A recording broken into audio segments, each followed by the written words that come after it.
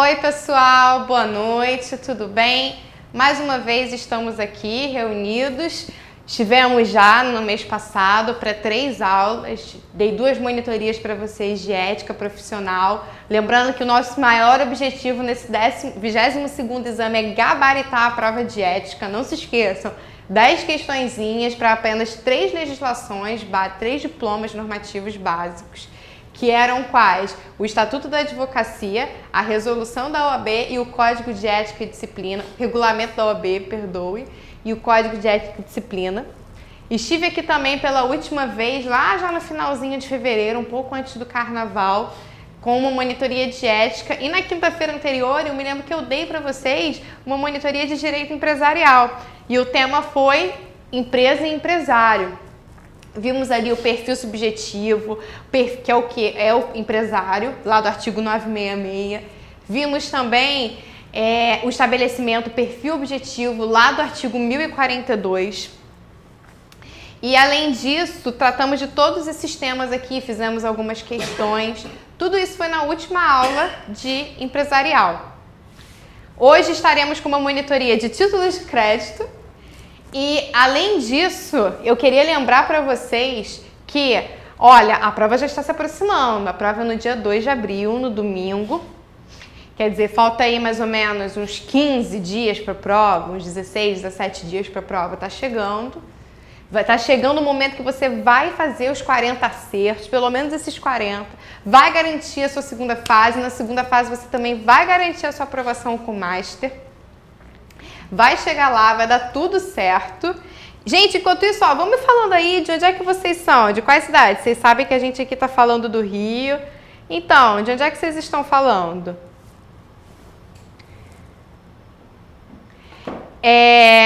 Vão conversando aí comigo enquanto isso, não se esqueçam.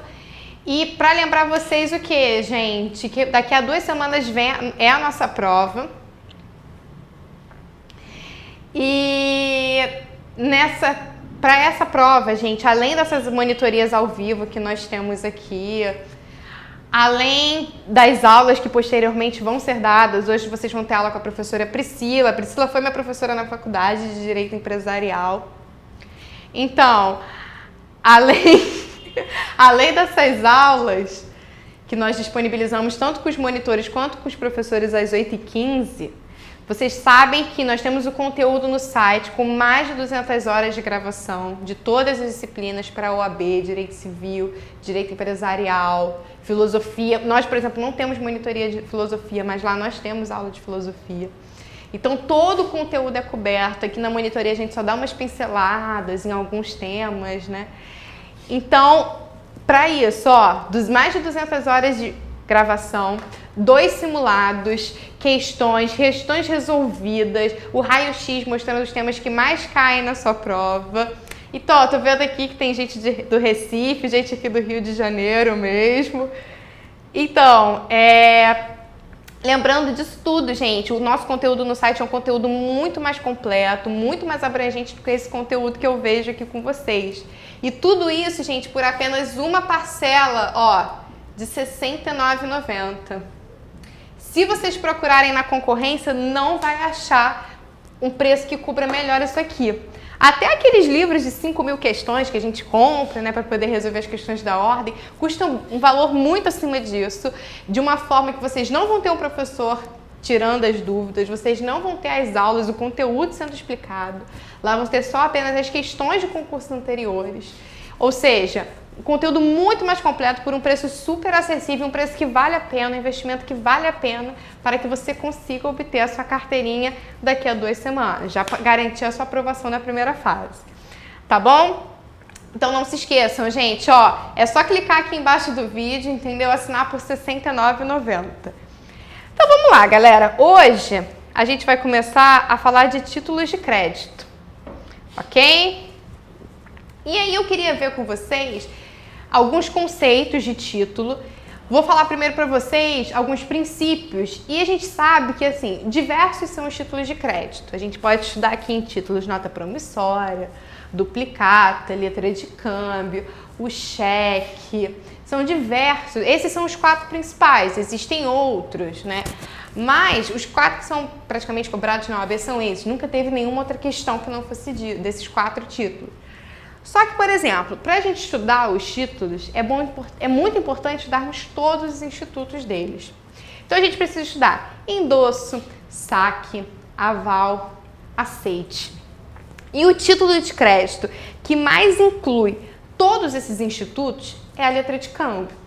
Na faculdade, quando você estudou títulos, provavelmente foi lá em Empresarial 2, depois de Teoria da Empresa, que foi a nossa última monitoria, você muito provavelmente, o professor começou dando aula de princípios, que vai ser o que eu vou começar falando aqui, lá do artigo do Código Civil, e posteriormente ele começou com a letra de câmbio. Por que com a letra de câmbio? Porque a letra de câmbio é é o título de crédito mais completo. Quando a gente já começa a estudar a letra de câmbio, a gente estuda todos esses institutos.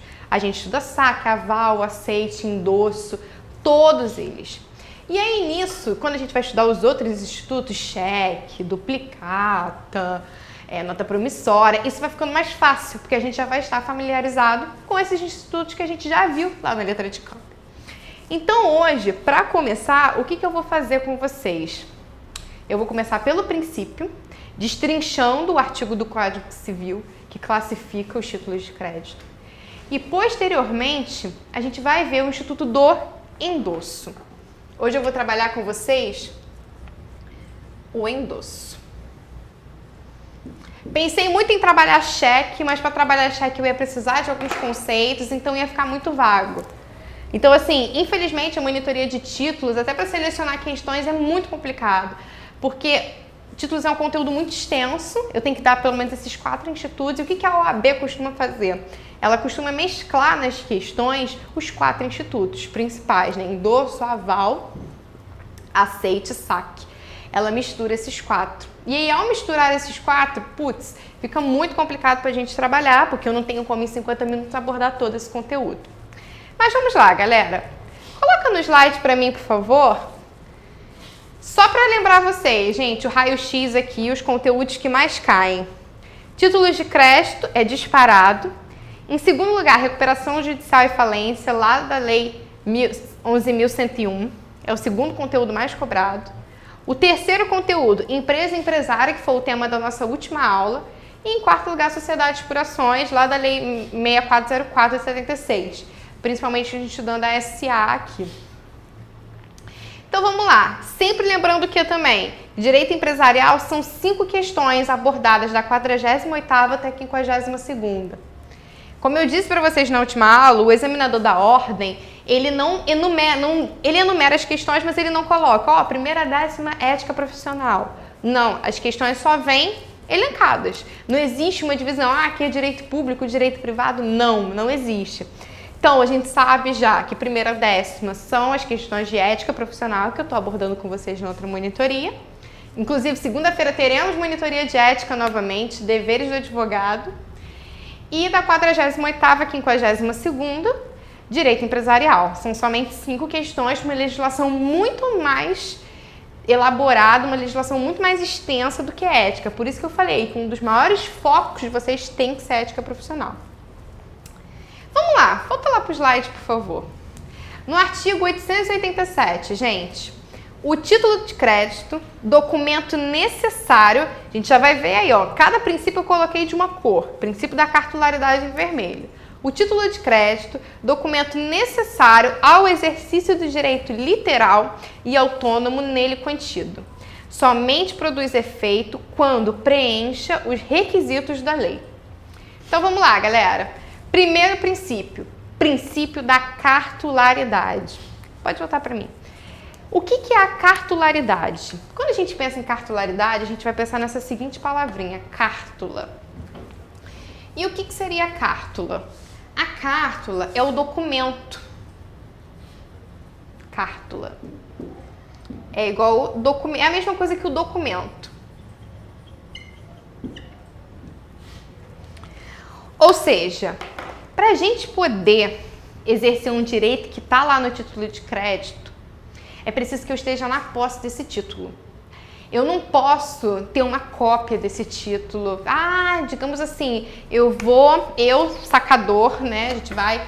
Inclusive, até vou fazer rapidinho um parênteses aqui com vocês de uma noção básica. Assim. A gente sabe que os títulos eles podem se dar de duas formas, como ordem de pagamento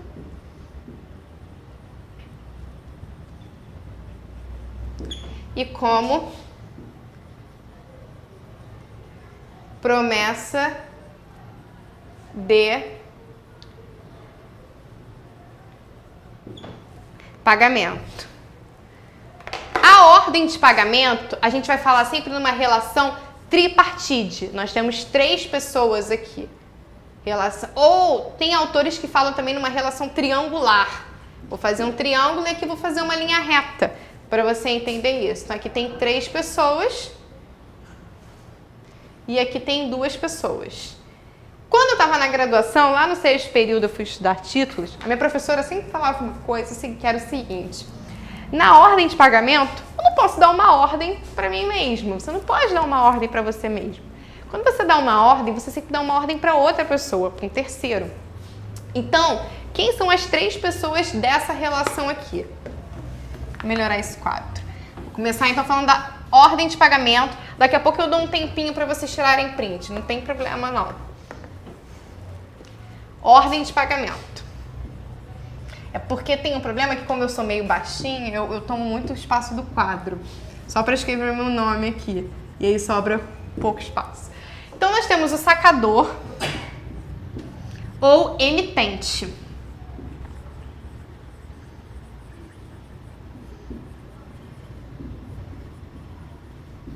E aí, nisso, o sacador, ele vai dar o quê? Uma ordem para o sacado.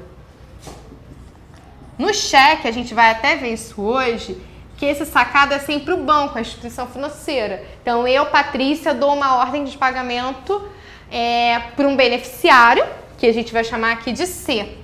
O beneficiário ou tomador.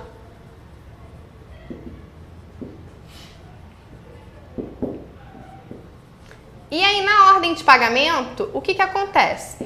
Eu, Patrícia, vou emitir, né, vou sacar um cheque, uma letra de câmbio. Nota promissória, a gente vai ver que é uma promessa de pagamento. Só lembrar, nota promissória é promessa de pagamento. Eu, Patrícia, vou emitir um cheque, uma duplicata, uma letra de câmbio para o João Pedro, que eu vi aqui. E porque o quê? Eu tenho uma dívida com o João Pedro. De repente, o que acontece? O João Pedro me vendeu o fone de ouvido dele. Ele tem aqueles fones, sabe, super elaborados, me vendeu aquele fone dele. E aí, nisso, ele me vendeu por R$300. Aí, ok, comprei o fone dele, eu vou emitir uma letra de câmbio para ele. Vou lá, vou dizer que essa letra de câmbio, por quê? Eu tenho essa dívida de R$300 com ele. Acontece que a Aninha tinha uma dívida comigo. Ela estava me devendo exatamente R$300. Porque eu fiz um serviço para ela, eu fui na casa dela, ajudei ela a elaborar umas petições, ela estava querendo colocar a Vivo na justiça, e aí o que eu fui e fiz? Eu fiz essas petições para ela e eu cobrei a ela R$300, digamos. Ou seja, ela está me devendo R$300. Aí o que eu vou fazer? Eu, Patrícia, sacadora, vou emitir, vou sacar essa letra de câmbio em face do João Pedro, que é o beneficiário, é o C. E o que o João Pedro vai fazer? Ele vai cobrar esse valor da Aninha, que ela vai ser o sacado. Ou seja, eu dei uma ordem de pagamento para o João Pedro, ele é o beneficiário, mas quem vai pagar essa ordem de pagamento vai ser a Aninha. Por isso que aqui a gente fala numa relação triangular, numa relação tripartite. Autores que falam nesse ponto. Se vocês quiserem tirar um print agora, tá? Esse é o momento que daqui a pouco eu vou apagar aqui. Então,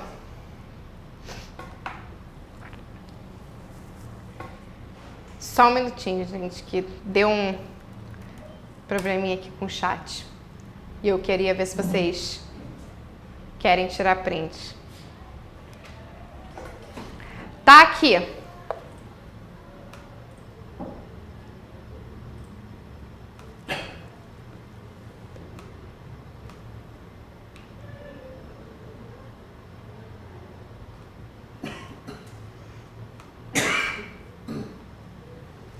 Tá aqui, então, se vocês quiserem tirar print do quadro, podem ficar à vontade, tá bom? Ordem de pagamento.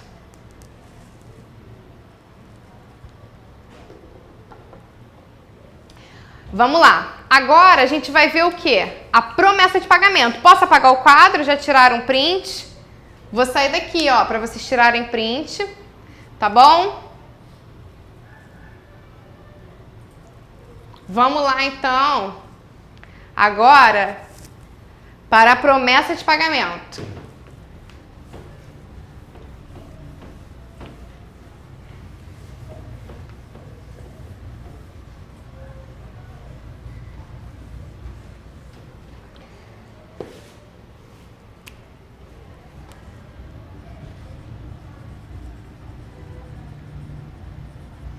Promessa de pagamento. Na promessa de pagamento, gente, nós só temos o quê? Uma relação bipartite. Só temos duas pessoas nessa relação, que é quem? O sacador, ou a gente chama também de emitente, e quem? O tomador, vou chamar aqui de B,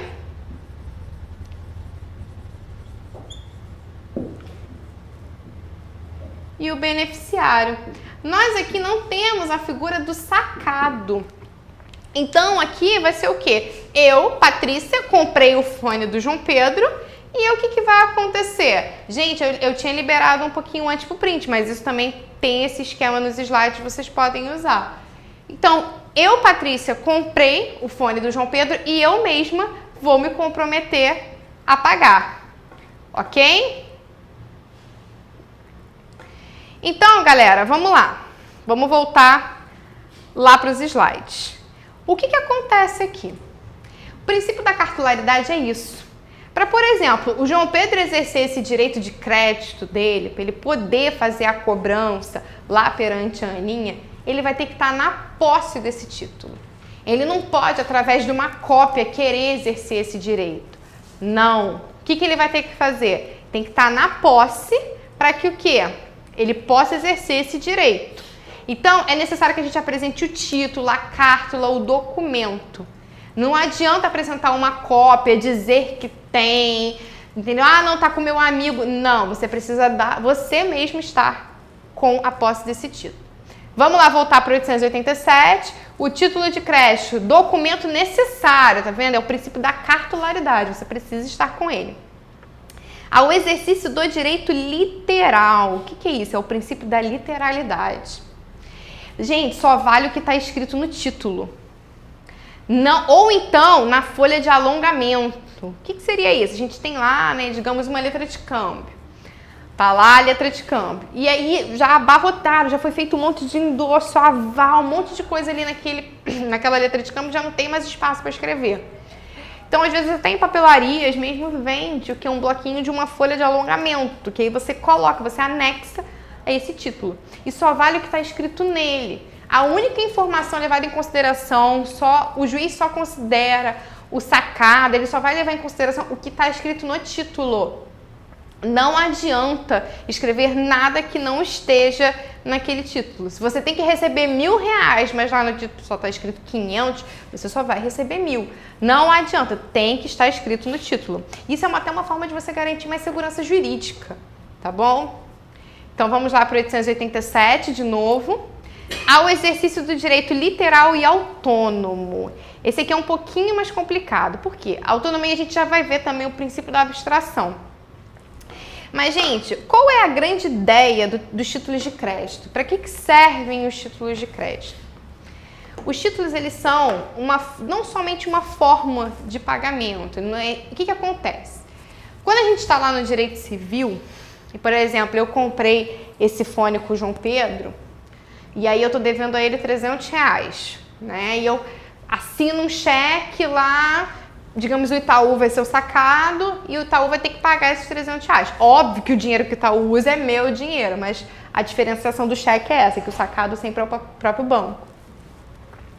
E aí nisso, qual é a grande ideia do título de crédito? Digamos que o João Pedro ele recebe esse cheque, mas aí ele vai ao dentista 2 dias depois e assume também uma dívida de R$300.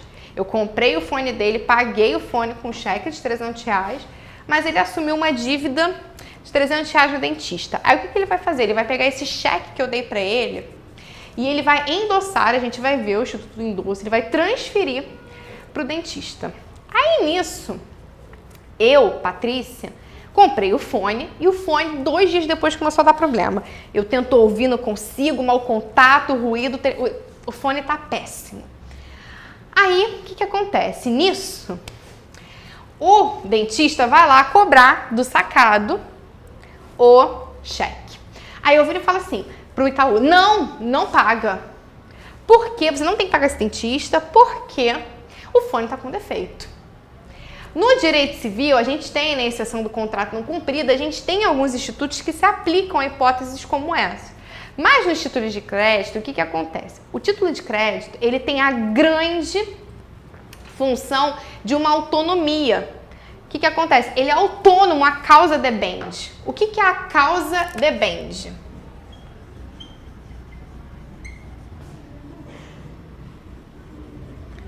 A causa debende foi a causa, a relação jurídica que deu origem a esse crédito, a essa dívida, que deu origem a essa forma de pagamento.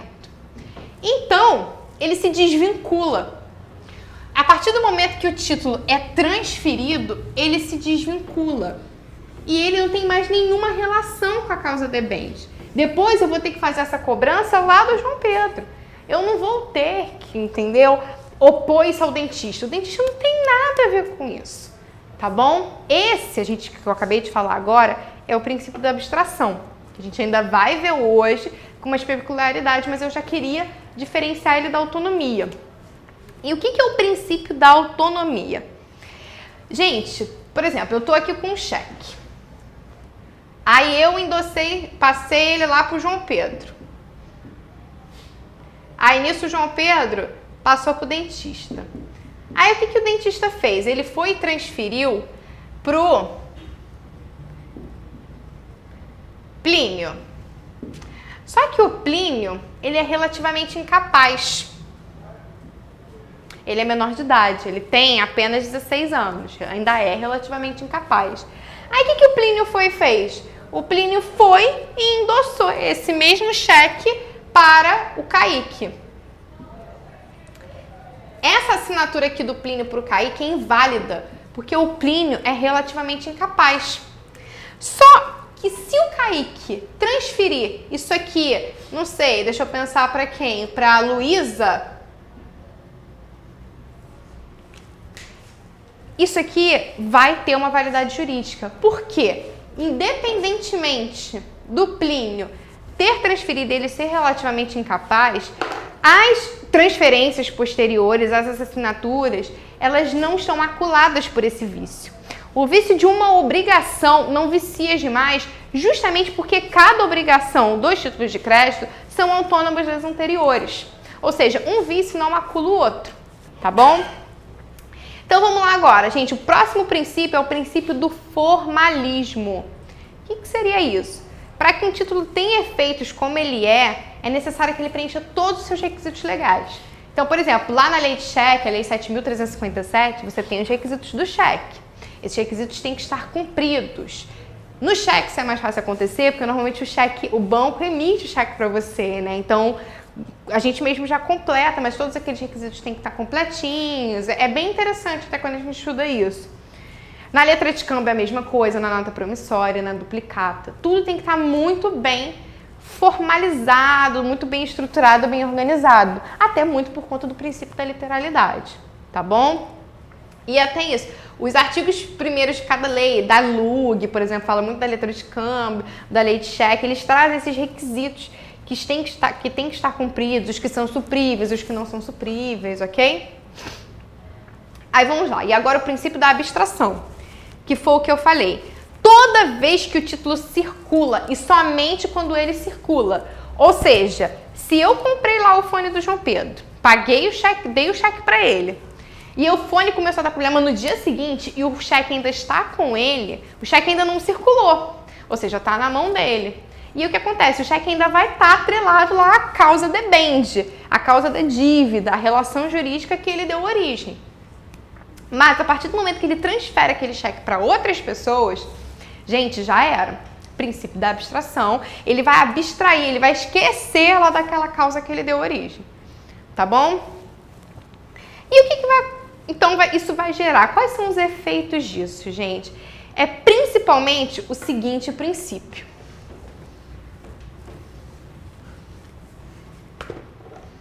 Inoponibilidade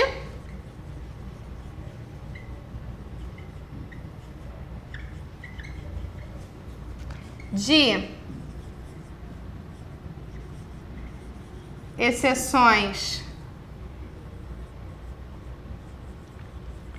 pessoais a terceiros de boa fé. Foi o caso do exemplo que eu dei do dentista.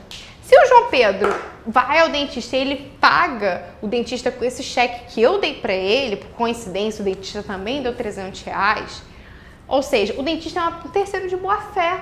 Ele não sabe que o João Pedro, que aquele cheque veio da compra e venda de um fone, que o fone está com defeito, ele não tem nada a ver com isso, ele está totalmente de boa fé nessa relação jurídica. Então, eu não posso opor uma exceção pessoal minha, que é aquela exceção do contrato não cumprido. Eu não posso opor uma exceção pessoal minha, um problema que eu tive na compra e venda desse fone com o João Pedro, contra o dentista. O dentista não tem nada a ver com isso. Agora, digamos que o João Pedro esteja e o dentista estejam de má fé. Ele chega e fala, eu vendi um fone lá pra Patrícia, mas esse fone tá com defeito, ele não tá legal não. Mas assim, ela me pagou, mas deixa pra livre e falar, é isso mesmo, deixa lá pra lá, entendeu? E daí, qual o problema? E aí ele vai e aceita esse cheque. Digamos que eles estejam, nesse caso, em conluio, tá, ok? E ele aceita esse cheque. Aí, gente, realmente, aí eu posso opor uma exceção pessoal. Então, eu posso fazer com que esse cheque não seja pago, mas somente nesse caso, se os dois estiverem de má fé juntamente. Se eles não estiverem, não interessa. Tá bom? Então, hoje, só rapidinho, eu vou começar a estudar o Instituto do Endosso com vocês. Então, antes disso, se você puder, coloca no slide para mim, por favor. Os títulos de crédito quanto à circulação. Gente, os títulos eles podem circular praticamente por três maneiras. Por endosso, que é praticamente uma forma específica dos títulos de crédito. Por cessão de crédito, a gente vai ver a diferença aqui hoje. Ou por uma mera tradição. Tá bom? E nós temos os títulos à ordem. O que são os títulos à ordem? A cláusula à ordem ela é uma cláusula implícita. Ela é uma cláusula que a gente pressupõe estar no título. Então, elas também possuem o nome do beneficiário, ok? Mas a cláusula à ordem, ela permite a transferência por endosso. A gente ainda vai ver o que é um endosso e basta assinar. Vai lá no título, assinou. Pode endossar o título, não tem problema. O que é a cláusula não à ordem? A cláusula não à ordem ela tem que ser sempre expressa. Não posso presumir cláusula à ordem. Inclusive, há títulos que não admitem a cláusula não à ordem, que é o caso dos títulos atípicos e da duplicata. Eles não admitem cláusula não à ordem. Esses títulos, eles garantem que aquele título não vai circular por endosso. Essa cláusula tem uma certa segurança, porque esses títulos não circulam conforme as regras de direito cambiário, ok? Então, ele não vai poder circular mediante endosso, ele é proibido. Só que essa cláusula, por exemplo, se o título tem essa cláusula, é um pouco complicado de entender, eu sei. Se o título tem a cláusula não à ordem, ou seja, ele não vai poder circular mediante endosso, ele vai ser proibido, ele só vai poder circular mediante cessão de crédito, mediante tradição, ele não vai poder circular mediante endosso. Não à ordem, eu lembro quando eu estudava, eu fazia assim, não à ordem, aí eu fazia não endosso, porque ele não vai poder ser endossado. Só que tem títulos em que essa cláusula é proibida, essa cláusula tem que ser sempre expressa. E tem títulos que essa cláusula é proibida, eles não podem ter cláusula não à ordem. Ou seja, são títulos que sempre vão ser à ordem, que é o caso da duplicata e dos títulos atípicos. Entenderam? Tá com alguma dúvida nisso aí? Me digam aqui no chat se vocês estão com alguma dúvida, porque eu sei que isso é um pouquinho complicado mesmo de entender.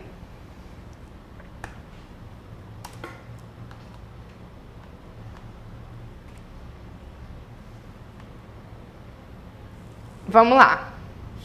Vão me falando enquanto isso aqui.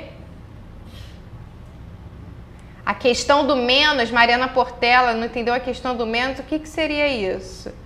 Ah, a questão do menor de idade, tudo bem. Causa que... Ah, adorei o... Causa que deu origem ao título, adorei isso do causa depende. Então, vamos lá. Temos os títulos à ordem, que eles sempre vão circular mediante endosso. Eles podem, óbvio, eles podem circular por cessão de crédito, por tradição, sim, mas também mediante endosso. Os títulos não à ordem não vão poder circular mediante endosso, eles são proibidos de circular mediante endosso.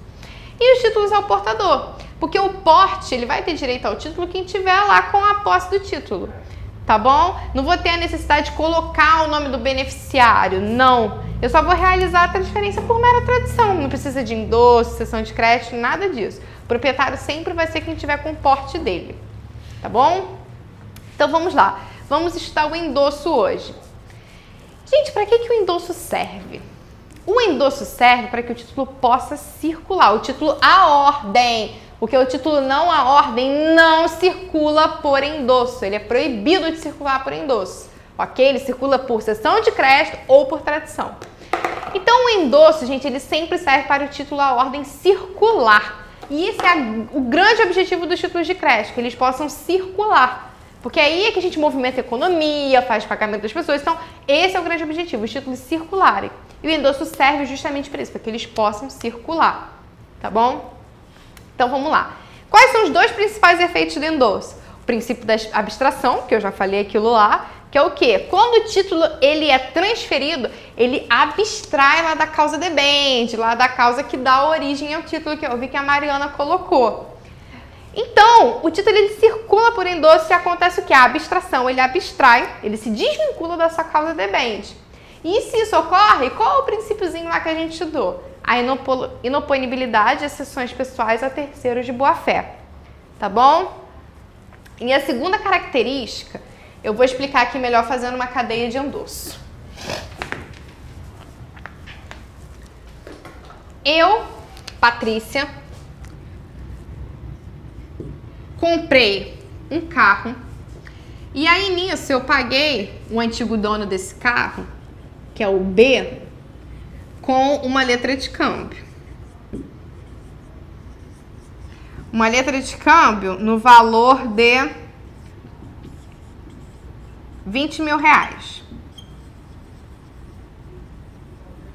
Tá bom? E aí nisso o B, ele pegou essa mesma letra de câmbio e endossou para C. E aí nisso C depois endossou para B. Então o que acontece? Vamos jogar aqui também D endossou esse título, essa letra de câmbio, para E. O que acontece? Todo mundo aqui está solidário por esse pagamento, tá bom? Ou seja, C ele vai poder cobrar de quem? De B e de A. O E, ele pode cobrar de D, de C, de B e de A. Eu sempre vou poder cobrar de todo mundo que está anterior a mim na cadeia. Quem está posterior, morre. Ou seja, isso é uma conclusão que a gente pode tirar agora. Quem está mais próximo do tomador, digamos que é um pouco prejudicado, porque ele tem menos opções de quem cobrar esse título. O quão mais distante você estiver do sacador, do emitente, mais favorecido eu vou estar, porque eu vou poder cobrar de D, de C, de B e de A. E digamos aqui que C faz o pagamento. C vai e paga esses R$20.000. Ele paga esse valor. O que vai acontecer aqui com C? O que C vai fazer? Ele vai poder cobrar, ele é solidário, ok? Ele é solidário nessa dívida. E ele vai poder cobrar de quem? De B e de A, somente, tá bom? Porque o endosso, ele prende todo mundo. A gente vai ver até que existe uma possibilidade de não prender, mas a princípio ele prende. Para não prender, isso vai ter que estar expresso, a gente vai ver como é que isso funciona. Vamos lá. E como é que é feito esse endosso? Joga no slide, por favor. Ele é feito o quê? No próprio título, gente. Basta assinar esse título. Então, quando o tomador transferiu o título daquela cadeiazinha que eu fiz no slide anterior para B, ele assinou. E aí, quando B passou para C, B também assinou. E assim por diante. Ou seja, aqui no quadro A, para eu transferir para B, o que o A fez? Ele assina. B para transferir para C, B assina. C para transferir para D, C assina. D para transferir para E, o D assina. Então é só assinar. E todo mundo que está nessa cadeia vai ser o quê? Devedor indireto. Sempre. São coobrigados, são solidários, ok? E eu já falei da solidariedade cambial aqui. E o que eu falei para vocês? Que se o C efetua o pagamento, ele vai se o quê? Se subrogar. Lembra lá do Instituto da Subrogação, do Direito das Obrigações? Então, C aqui ele vai se subrogar o quê?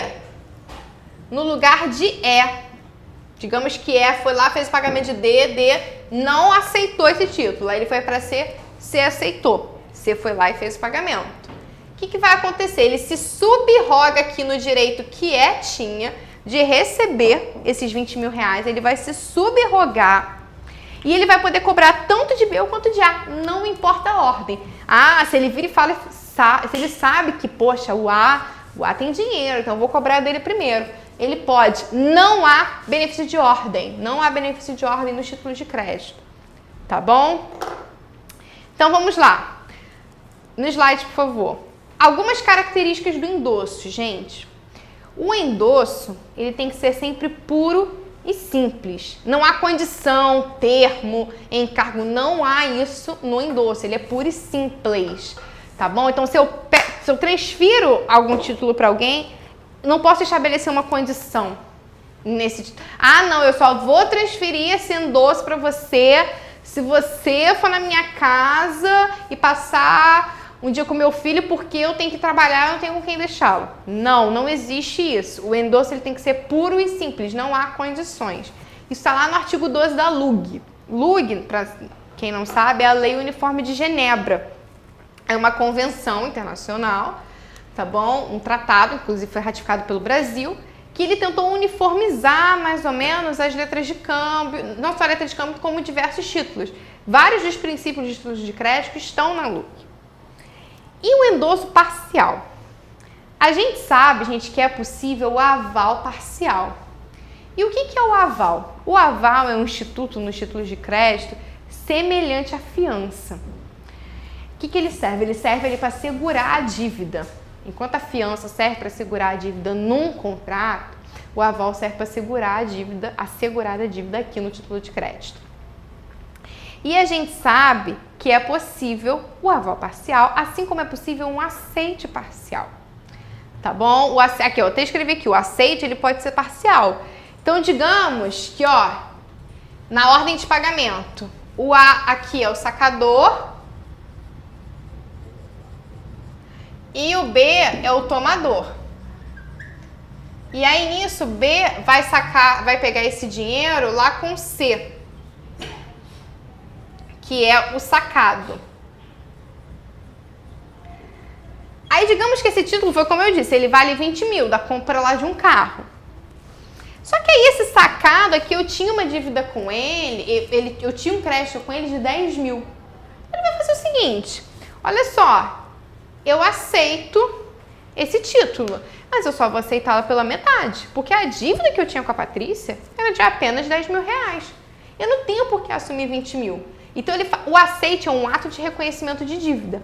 Então, ele reconhece, o C aqui, o tomador, reconhece que tinha uma dívida comigo, mas o que ele faz? Ele reconhece essa dívida somente pela metade, porque a dívida que ele tinha comigo era de apenas 10 mil reais. E o título aqui que B apresentou era de 20 mil reais, tá bom? Então, o aceite ele pode ser parcial, mas o endosso parcial é nulo. Eu não posso, por quê? O que é um endosso, gente? Eu vou fazer a tradição. Tem uma folha de papel aqui? Eu vou fazer uma tradição. Posso rasgar? Eu vou fazer uma tradição de um título. O endosso ele é composto de 2 atos. É a transferência lá pela assinatura e a tradição. Então eu não posso. Então eu vou transferir o título. Aí digamos que aqui é um título, vou até fazer aqui. Um título de, sei lá, R$100. Vou transferir isso aqui. R$100, tá bom? Eu não posso pegar esse título, tá aqui, vou assinar e vou transferir para Mariana que tá aí nos assistindo. Tá aqui, assinei para Mariana. Eu não posso pegar e fazer isso aqui, Mariana, toma metade. Não, até porque, pelo princípio do quê? Da cartularidade. Então, a Mariana vai ter que estar com a posse do título completo. Então, por isso que não existe o endosso parcial. Endosso em preto e endosso em branco. Vamos lá no slide. O que é um endosso em preto, gente? O endosso em preto, além da assinatura do endossante, ou seja, aquele que está fazendo o endosso, que está transferindo o título, ele também tem o nome da pessoa para quem esse título vai, para quem vai receber esse título. Ou seja, é um endossatário. Então, eu tenho tanto a designação do endossante quanto do endossatário. E ele pode ser feito o quê, gente? No verso ou no anverso do título, na frente ou atrás. Então, se eu tenho lá uma letra de câmbio, eu, Patrícia, vou falar lá, Patrícia, e vou transferir para Mariana Portela, que tá lá nos assistindo. Eu posso fazer isso tanto no verso, na parte de trás, como no anverso. Não tem problema. E o endosso em branco, gente? O endosso em branco não tem a indicação do endossatário. Eu só vou assinar. Não vou ter o quê? O nome. Não vou mostrar para quem eu vou transferir esse título. Só vai ter o nome de quem? Do endossante. E o que vai acontecer? Como eu não vou indicar para quem eu endosso esse título, esse endosso em branco ele só pode ser dado no verso, na parte de trás do título. Ou seja, aqui, no caso, nosso títulozinho já está rasgado. Eu só poderia fazer ele atrás, não poderia fazer na frente. Por quê? Porque o aval, que é aquele ato de reconhecimento, não um ato de reconhecimento de dívida, mas como eu disse, ele é similar à fiança, é um ato de garantia da dívida, dado pelo avalista, como se fosse um fiador. O aval ele é sempre dado na frente do título. Então, ele poderia ser confundido aqui com o endosso em branco. Então, o endosso em branco ele sempre vai ser dado o quê? No verso, na parte de trás, que aí eu vou ter certeza que aquele ali é um endosso e não um aval. Se eu escrevo na frente do título, eu vou nossa, isso aqui é um aval. Então, para não confundir, endosso em preto tem tanto o nome de quem? Do endossatário quanto do endossante, pode ser dado na frente ou no verso, tanto faz, tá bom? Já o endosso em branco, ele só vai ter o nome do endossante, daquele que endossa o título. E justamente por conta disso, não vai poder o quê? Ser na frente, para não confundir com o instituto do aval. Ele só vai poder ser dado no verso. Isso está tudo lá no artigo 13 da LUG, tá bom? E agora, para a gente encerrar a nossa matéria e fazer a nossa questão, o que a gente vai ver aqui agora? A cláusula proibitiva de novo endosso. Vamos lá comigo aqui. Vou apagar um pouco essa cadeia. Vou aproveitá-la, mas para a gente poder ver isso aqui melhor.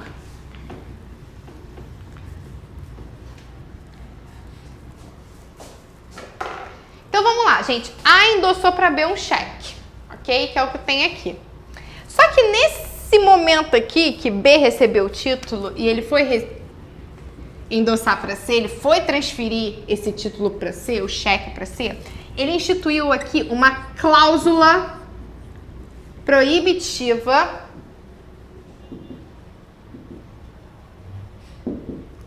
de novo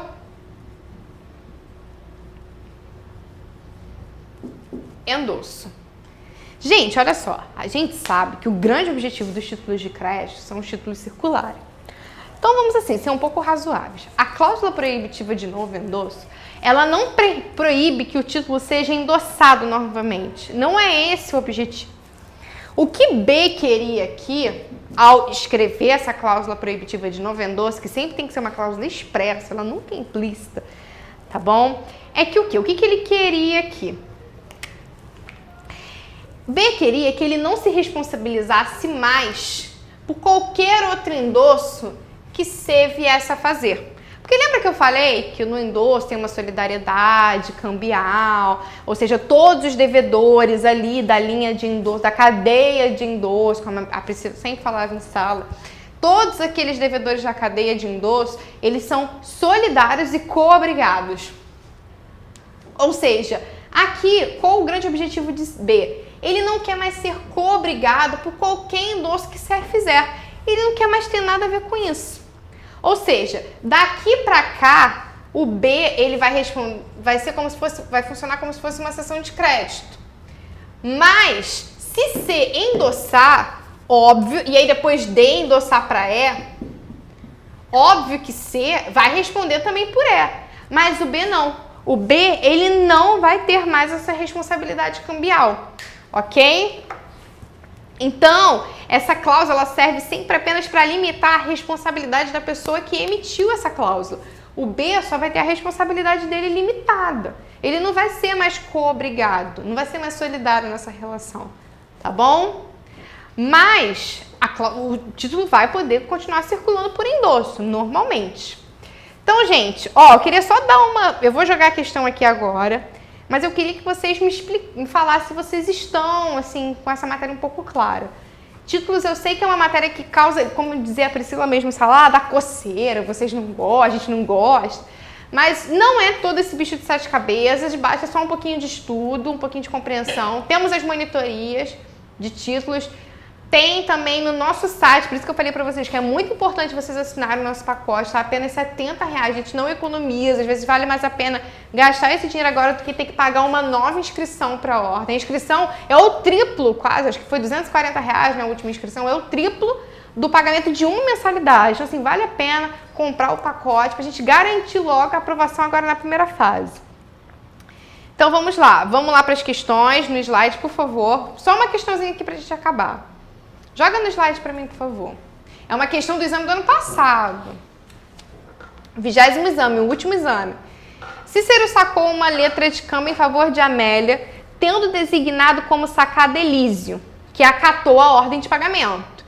Ou seja, a gente está aqui numa ordem de pagamento, uma relação tripartite. O Cícero é o quê? É o sacador, é o emitente dessa letra de câmbio. E a Amélia era quem? O tomador, o beneficiário.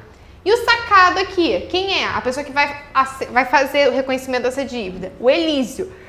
O Elísio, ele aceitou, ele acatou a ordem de pagamento, ele reconheceu essa dívida. A primeira endossante, o que aconteceu? Volta aqui no quadro para mim, por favor.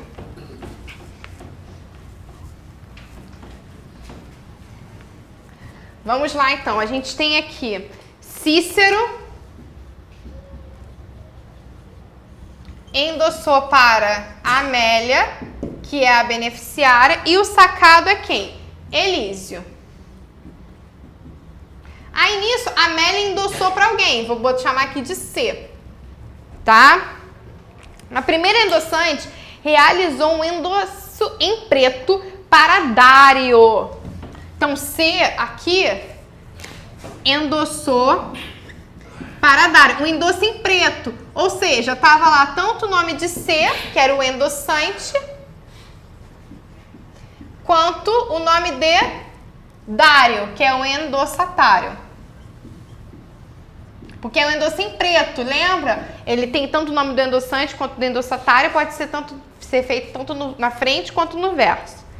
Então, a primeira endossante realizou um endosso em preto para Dário com proibição de novo endosso. Ou seja, com o quê? Com uma cláusula proibitiva de novo endosso. Vamos lá. Diante do efeito legal da cláusula proibitiva de novo endosso, assinale a afirmativa correta. Caso Dário realize o novo endosso, tal transferência terá efeito de cessão de crédito perante os coobrigados e efeito de endosso perante o aceitante. B. Dário não poderá realizar novo endosso no título sob pena de desoneração de responsabilidade cambial dos coobrigados. C. Tal qual o endosso parcial, a proibição de novo endosso é nula por restringir a responsabilidade cambiária do endossante do sacador. D. Amélia, embora coobrigada, não responde pelo pagamento de câmbio perante os endossatários posteriores a Dário. Ou seja, aqui no exercício exercício, a Amélia endossou diretamente para Dara. A Amélia era endossante. Só que a Amélia, ela instituiu o quê? Uma cláusula proibitiva de novo endosso. Ou seja, vai poder não mais circular o título? Não, o título vai continuar circulando normalmente. Mas o que vai acontecer aqui? A Amélia não vai ter mais responsabilidade. Então, sobre quem? Sobre quem Dário for endossar esse título. Qual seria o gabarito aí, galera? Vamos lá.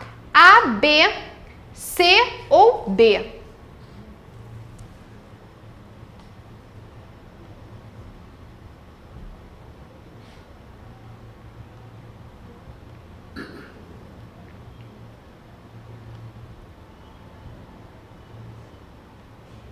Vamos lá, isso aí, ó. O João já respondeu aí. Letra D. Mais alguém? Algum outro chute?